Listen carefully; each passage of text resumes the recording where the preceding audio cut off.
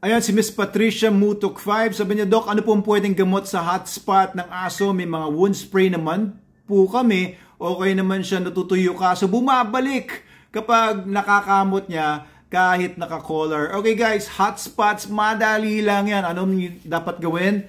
Ito, Super Dog Soap. Ayan, either yung red ang piliin ninyo or yung black, the best po yan. Pwede rin po itong green, yung Minty Cool.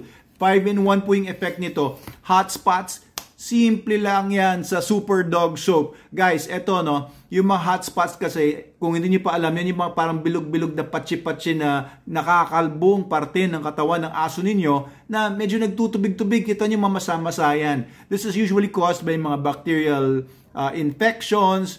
Tapos, nangyayari yan kapag hindi natutuyo agad yung aso pagka, halimbawa, damp yung area o kaya naliligo tapos hindi natutuyo agad. Or baka naman nahihiga yung aso sa basa. So, ayan, nagiging prone sila sa hotspot. Lalo na kung mahina yung immune system ng aso. Kaya, pakain nyo rin SDN Dog Food, the best dog food in the multiverse para malakas talaga yung pangangatawan ng aso kasi magre-reflect po yan sa kanilang coat. Okay, kung malakas po yung nutrition ng aso ninyo, tapos free siya from parasites, no? Kung meron kayong duda sa parasitism, ay ipacheck nyo sa vet ninyo. SDS lang, Super Dog Soap lang ang kailangan.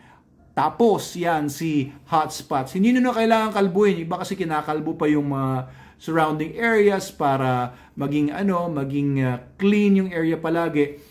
Super Dog Soap lang. Ito po gawin ninyo, okay? Super Dog Soap, ipanligo nyo. Basahin nyo muna, syempre, bago nyo panligo. Tapos,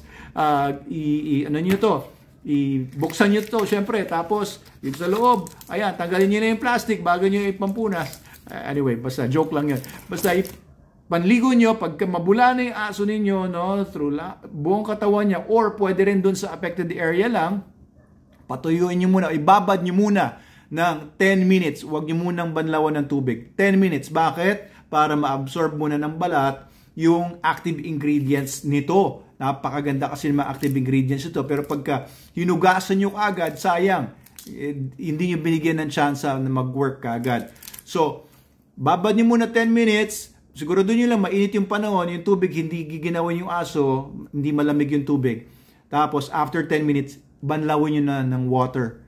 Okay? If you need to do this, do it for 3 days. Kada linggo, okay? Every other day niyong paliguan or gamitin ito. Pwede nga every day doon sa affected area. Makikita nyo, baka sa first application pa lang or second application, tuyo na po yan. Okay? Kung hindi po mangyari yung sinasabi ko sa inyo, it might be na hindi po siya hotspot lang. Hindi siya simple hotspot. It could be metabolic disorder or hormonal imbalance or other things. Ipa-check nyo na kagad sa vet ninyo. Pero, para hindi kayo gastos sa vet ninyo kagad or alam niyo, hassle din magpunta sa vet, naintindihan ko yan. Ito po muna, first aid po muna.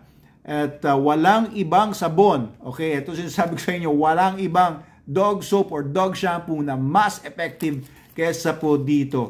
Okay, kahit po yung mga sumisikat sa mga TikTok na nakita mo niyo man sa mga ingredients, hindi po ganun ka-effective yun. Magaling lang sa marketing. Ito po, ang pagkatiwalaan ninyo. Super Dog Soap. Dinevelop ko po itong original na ito nung 2010 pa along with my friend na may-ari ng soap factory. At nilabas po natin ibang mga variants later on, pero so far wala pa ako nakikitang soap or shampoo and believe me when I say na nasubukan ko na halos lahat or nakita ko na halos lahat. This is the best, guys.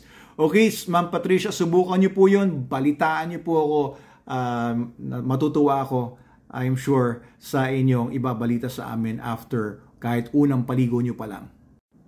Teka, after niyo paliguan, okay, 'di ba? Paliguan niyo, make sure tuyuin niyo rin kagad. Okay, tuyuin niyo yung balahibo niya.